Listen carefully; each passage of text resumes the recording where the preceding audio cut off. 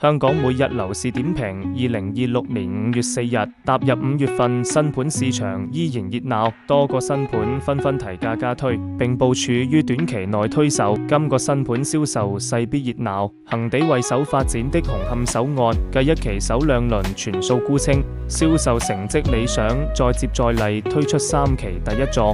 首批100伙，折實均尺21,629元。較首案第一期首批折實均尺18,666元，高16%。同係土瓜灣一木2期，亦加推63伙，折實平均尺價20,688元，較首張價單折實平均尺價20,128元，高着2.8%。湖安地產鴨脷洲新盤 Prota 繼首批50伙單位，平均尺價為22,318元，發展商昨晚再加18伙，